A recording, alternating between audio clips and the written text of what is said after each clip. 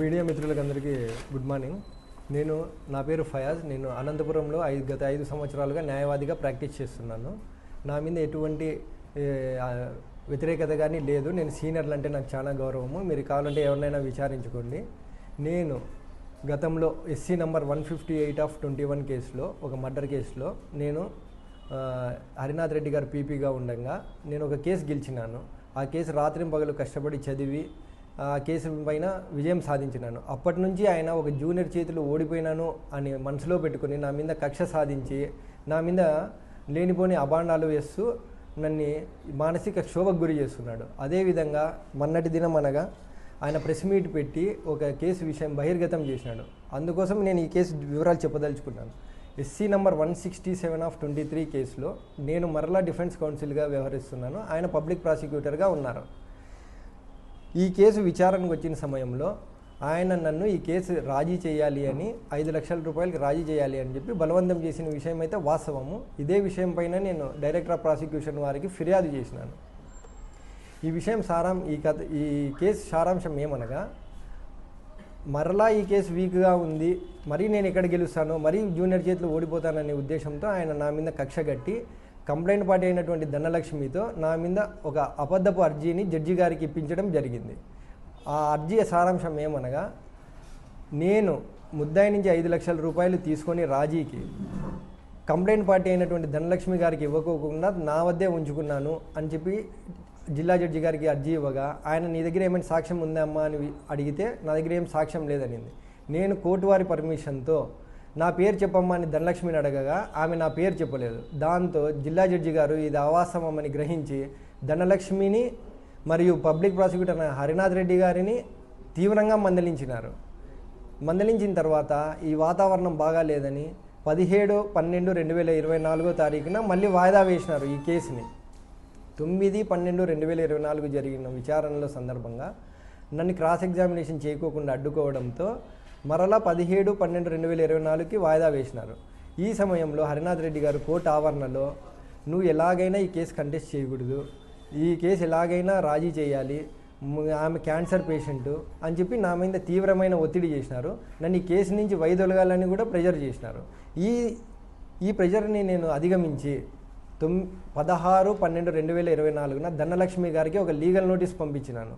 నువ్వు నా మీద తప్పుడు ఆరోపణలు చేసినావు, దానికి గాను క్షమాపణ చెప్పాలి అని. కానీ ఆమె మరలా రిప్లై నోటీస్ పంపించింది. 21/12/2024 ఆమె నాకు రిప్లై నోటీస్ పంపించింది. అవన్నీ ప్రూఫ్స్ అన్నీ కూడా డైరెక్టర్ ఆఫ్ ప్రాసిక్యూషన్ వారికి పంపించినాను.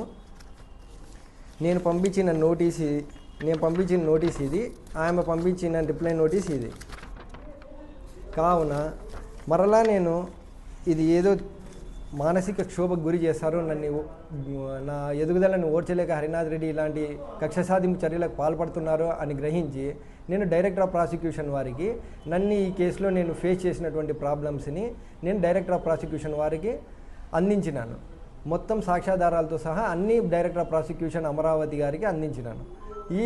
ఈ నా అర్జీ మీద విచారణ జరిగే సందర్భంలో 2 టౌన్ పోలీసు వాళ్ళు ఈయనకి ఆ అర్జీ కాపీని వాట్సాప్ చేసినారని నిన్న మీడియాలో ఆయన స్వయంగా ప్రకటించినారు. కాబట్టి దాని మీద కూడా విచారణ జరపాలని కూడా నేను డిమాండ్ చేస్తున్నాను.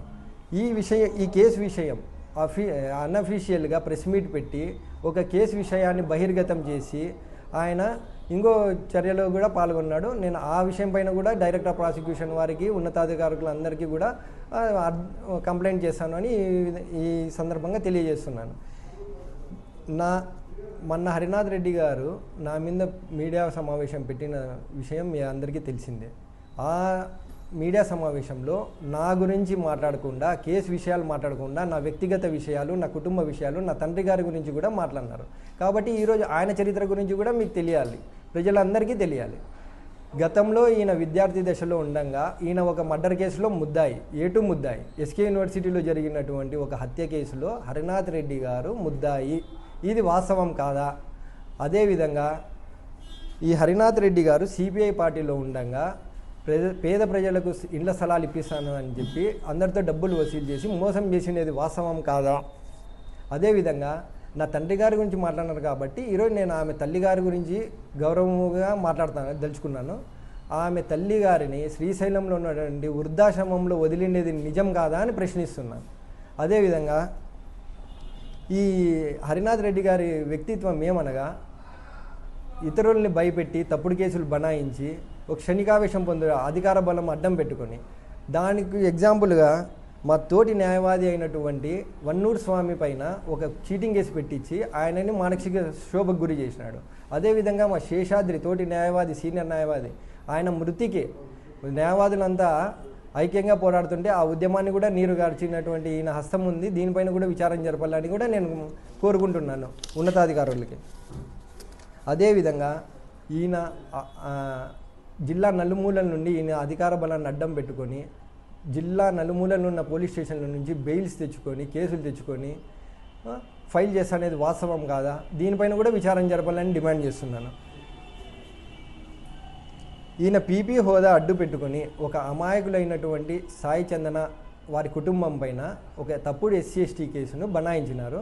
ఆ కేసు 1 టౌన్ స్టేషన్లో విచారణలో ఉంది. అది ఇంకా విచారణ దశలో ఉన్నందున దాని గురించి ఎక్కువ మాట్లాడదలుచుకోలేదు. నా మీద ఒక కేసు ఉంది, రాజేష్ అనే వ్యక్తి పెట్టినాడని కూడా ఆయన ప్రస్తావించినారు. పెట్టినది రాజేష్ అనే వ్యక్తి వాస్తవమే. నేను పెట్టిన తర్వాత అతని కుటుంబం పైన ఆయన నా మీద కౌంటర్ కేసుగా ఒక కేసు ఫైల్ చేసినాడు. అది కోర్టులో ఉంది, అది ఇంకా విచారణ దశలో ఉన్నందున దాని గురించి కూడా ఎక్కువ మాట్లాడదలుచుకోలేదు. నేను చెప్పేది ఏమనగా, నేను కష్టపడి చదివి ఎవరి కాళ్ళు పట్టుకోకుండా ఒకరిని అడక్క తినకుండా నా స్వతహాగా నేను జీవిస్తున్నాను నీతి నిజాయితీగా. ఆయనలాగా ఎవరి కాళ్ళు పట్టుకొని పీపీ పోస్టులు అట్లా పోస్టులకి నేను ఆశించేవాడిని కాదు. నేను కష్టపడి పైకి వచ్చి చదువుకున్నాను. నా క్యారెక్టర్ ఎటువంటిది, ఆయన క్యారెక్టర్ ఎటువంటిది అనేది కోర్టుకి అంతా తెలుసు, ప్రజలకి తెలుసు. ముఖ్యంగా డైరెక్టర్ ఆఫ్ ప్రాసిక్యూషన్ వారికి హరినాథ్ రెడ్డిపై ఫిర్యాదు చేసినాను. ఆ ఫిర్యాదులో భాగంగా ఆయన విచారణకు సిద్ధమా అని నేను డిమాండ్ చేస్తాను. నేను ఎటువంటి విచారణకైనా సిద్ధమే, నా దగ్గర తగిన సాక్ష్యాధారాలు ఉన్నాయి. ఆయన నాతో చర్చించినటువంటి ఆయన క్లర్క్ మనోజ్ చర్చించినటువంటి ఫోన్ సంభాషణ వీడియో ఫుటేజ్ కూడా నా దగ్గర ఉంది. అది కూడా డైరెక్టర్ ఆఫ్ ప్రాసిక్యూషన్ వారికి త్వరలో అందిస్తాను.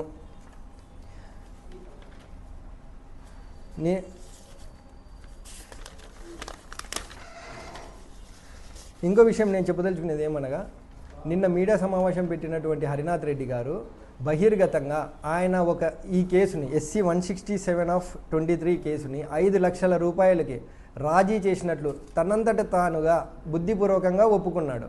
ఆ వీడియో క్లిప్పింగ్స్ కూడా డైరెక్టర్ ఆఫ్ ప్రాసిక్యూషన్ వారికి పంపించదలుచుకున్నాను. అది త్వరలో సాక్ష్యంగా అందిస్తాను. మేము ఎక్కడే కూడా రాజీకి అతని ఆఫీస్కి పోలేదు, అతనితో మాట్లాడలేదు, ధనలక్ష్మి గారితో మాట్లాడలేదు.